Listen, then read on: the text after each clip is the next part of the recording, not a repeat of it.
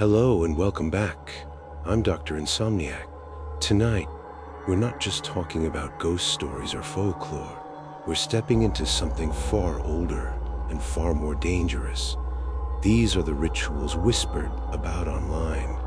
The ones people swear are just games until they try them. They go by innocent names: the Midnight Game, the Elevator Game, the Three Kings Ritual, and One Man Hide and Seek. But behind each one lies a warning. These are not inventions of the internet. Their origins trace back centuries, from pagan ceremonies to forbidden occult experiments, all adopted into modern urban legends that tempt the curious and punish the bold. They promise power, insight, or connection. But the truth? These rituals are doorways, and every doorway goes both ways. So tonight, we'll open 4 of them, one by one, and as you listen, remember, some rituals don't need belief to work, only attention, because once you know their rules, they might just know you.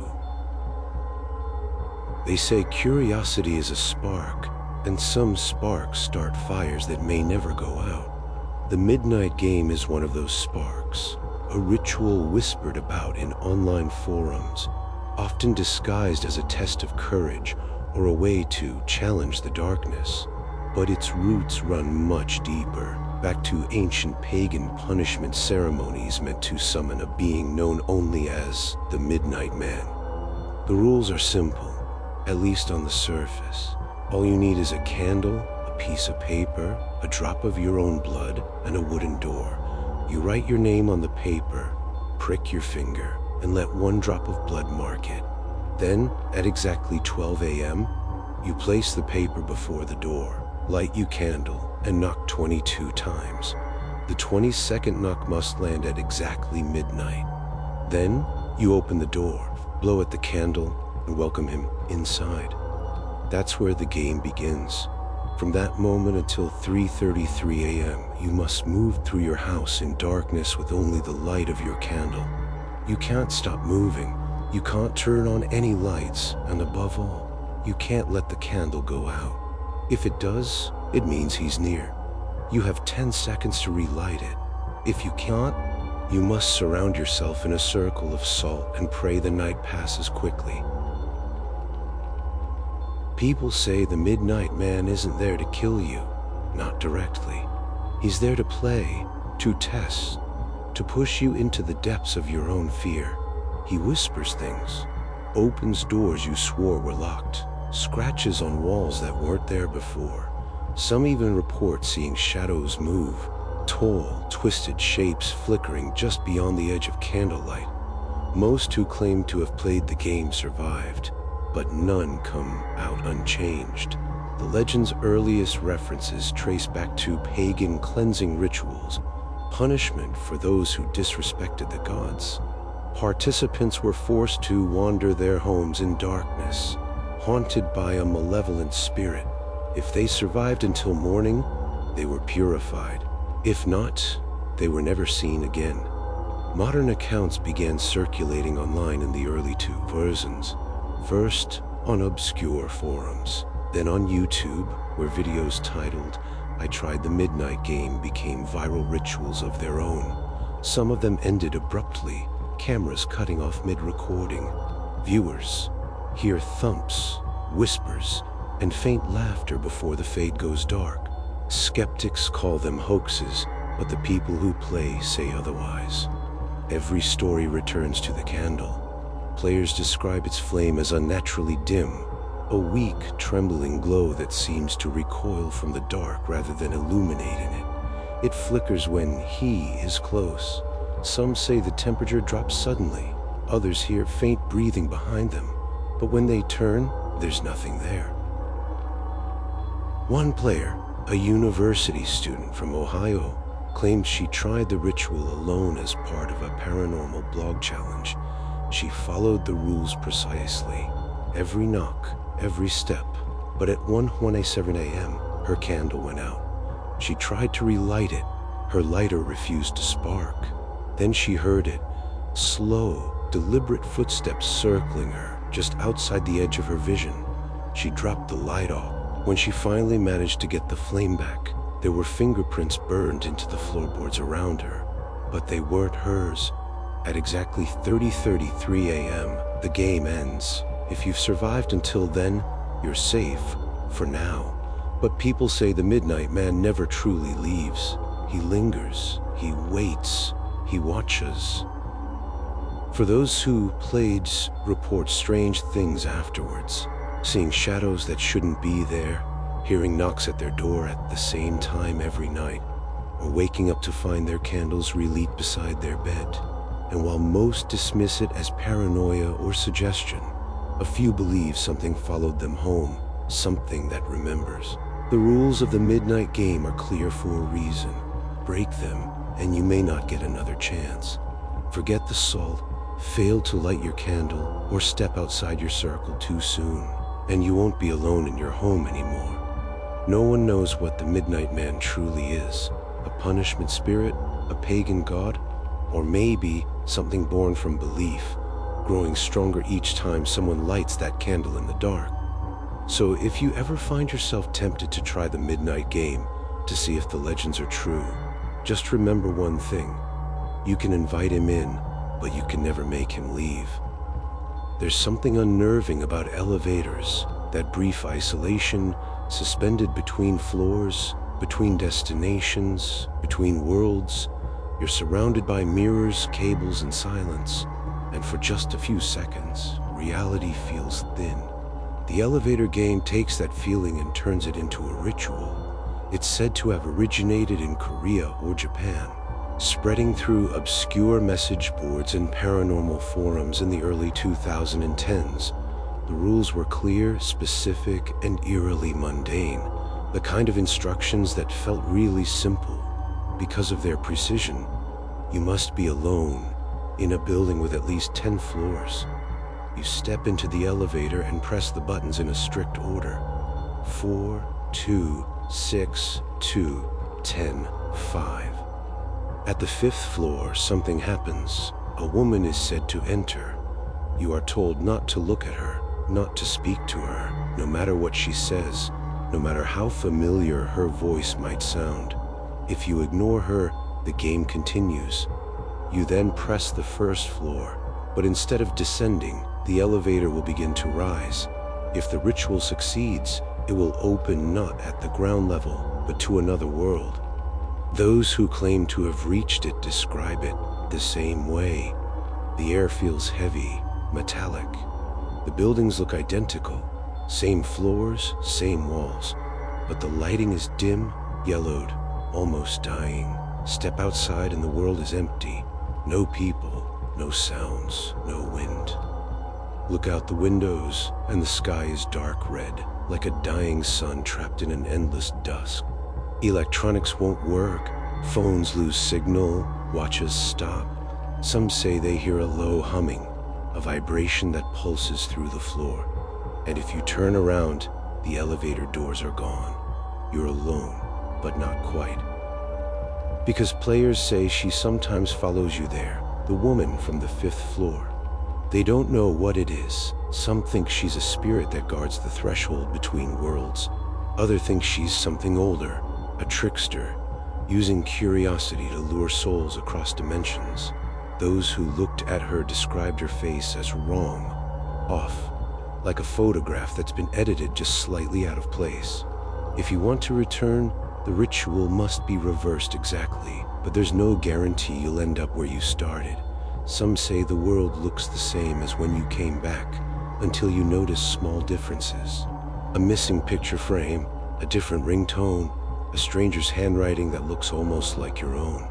The elevator game gained mainstream attention after the case of Elise Lam, a 21-year-old student found dead in the water tank of Los Angeles' Cecil Hotel in 2013.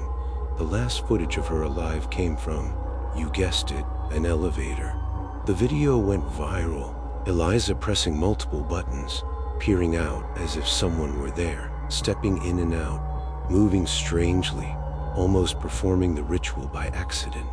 For believers, the resemblance was undeniable. They claimed she played the elevator game and never made it back. For skeptics, it was a tragic coincidence, but for those who tried the ritual, that footage felt like proof. One Reddit user posted that after performing the sequence, the elevator ascended on its own to a non-existent 11th floor. When the doors opened, it was pitch black outside. They claimed they heard faint breathing, felt a hand graze their shoulder, and then the elevator plummeted. They woke up hours later, lying in the building's lobby with no memory of how they got there. The thread was deleted the next day. There's something primal about rituals like this. The illusion of control over the unknown. The elevator game taps into isolation, repetition, and mechanical predictability. The perfect environment for the mind to betray itself.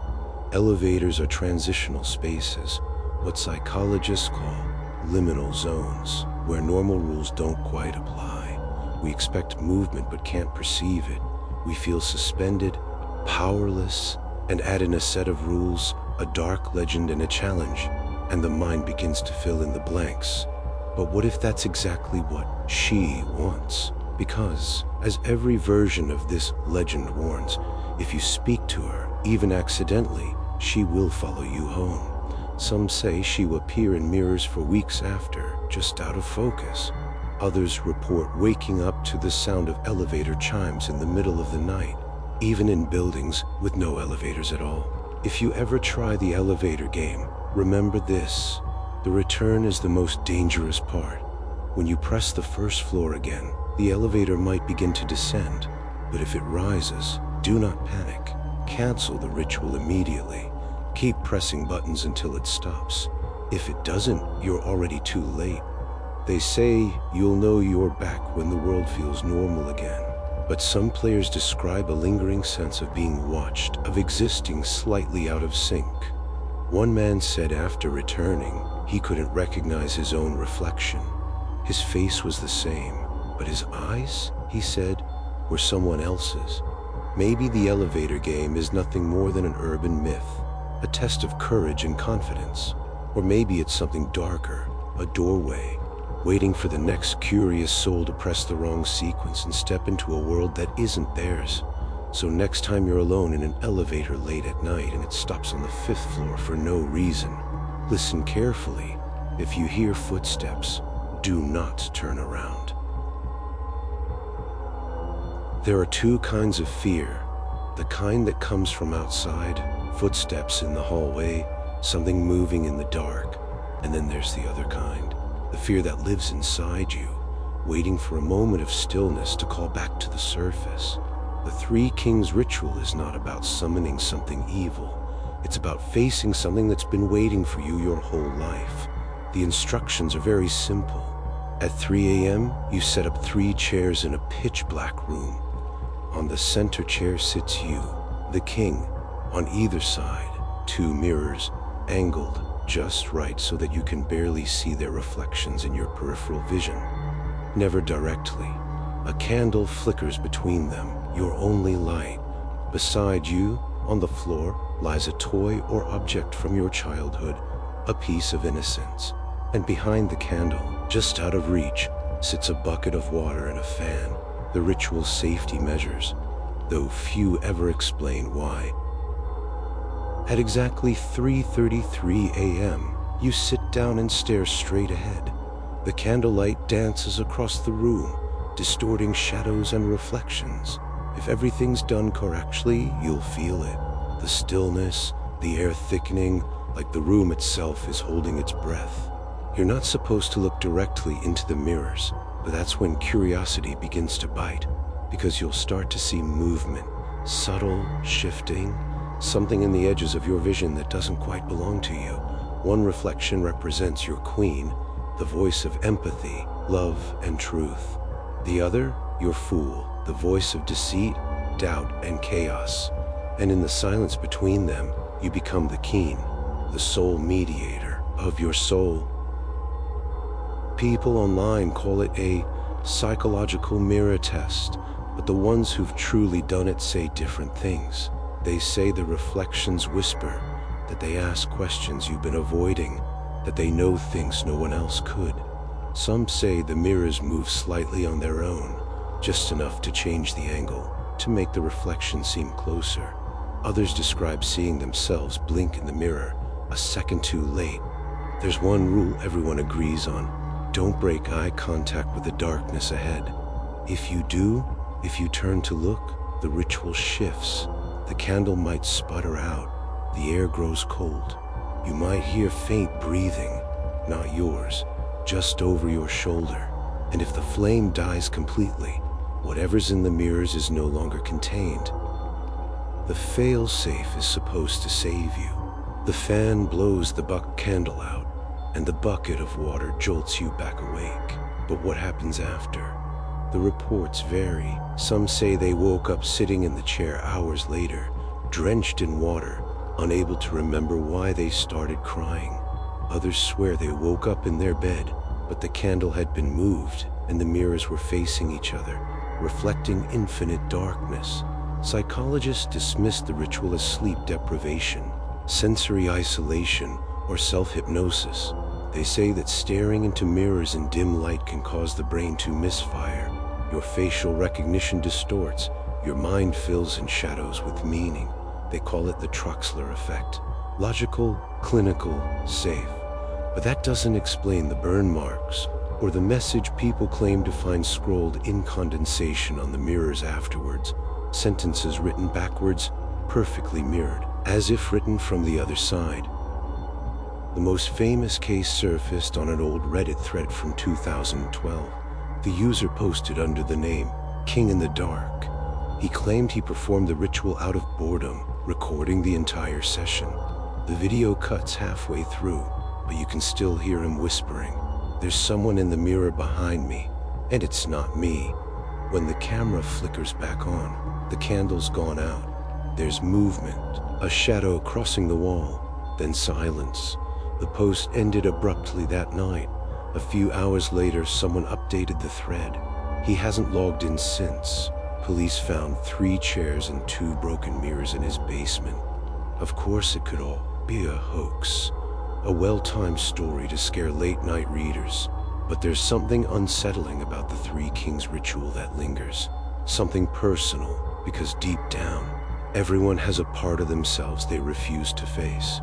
The ritual just forces the meeting. And maybe that's the point. Maybe it doesn't summon anything from the outside. Maybe it just strips away the layers until all that's left is what you've buried. So if you ever try it, and you shouldn't, remember, when the candle flickers, and you hear your name whispered from the mirror's edge, don't turn to look, because sometimes the reflection doesn't stop when you do.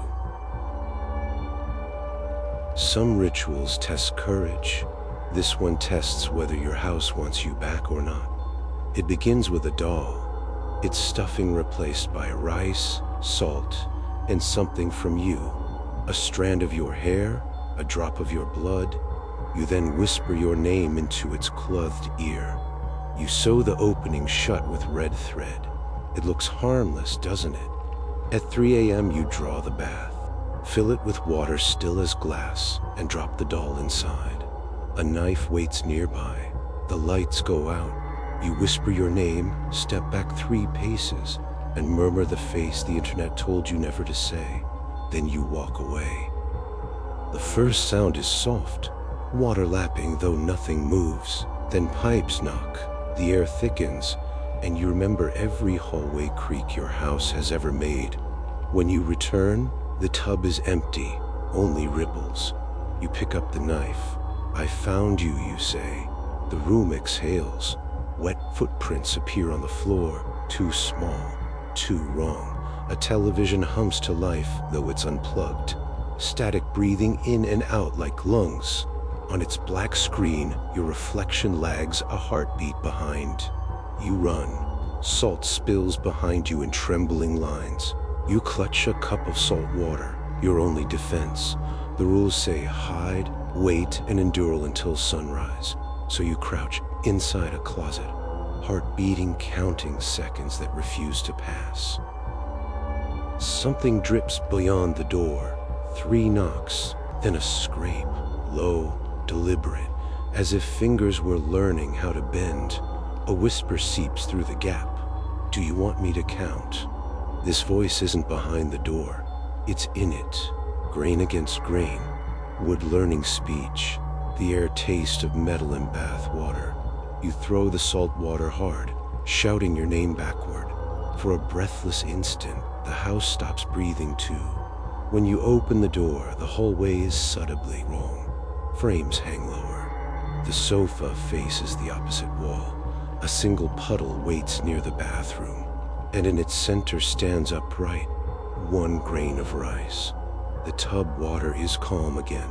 The doll floats on its back, thread unbroken, eyes painted shut.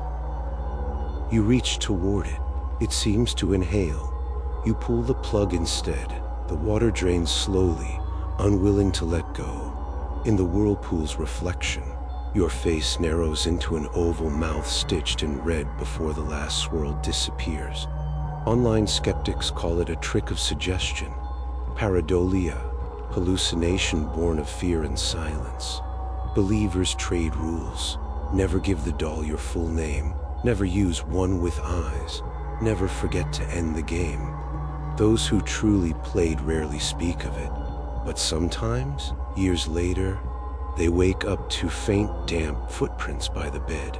Just one set, small and careful, facing the pillow. And when the wind hums through the pipes like a water remembering motion, they swear they hear a tiny stitch tighten, the sound of a smile being sewn shut again. Rituals are mirrors. They don't summon monsters. They summon you. Every rule, every candle, every whispered name is an invitation to step closer to the edge of what you are and what you fear. Those who play the games never go looking for evil. They go looking for proof, and something else exists that the emptiness in their lives can answer back, and sometimes it does. But the truth is simpler and far worse. The moment you believe the ritual might work, it already has, because these aren't just old games or internet myths. They're rehearsals, tests of curiosity, loneliness, and courage. And if you go far enough, if you stare into the darkness long enough, the darkness learns your name. So leave the candle lit. Let the elevator stay on the first floor. Ignore the whispers behind the mirror and the footprints by the door. The ritual always wants another player, and he remembers who almost said yes. My name is Dr. Insomnia. If you've liked this video, please like, share, and subscribe with your friends. The growth of this channel really does mean a lot to me. Thank you, and good night.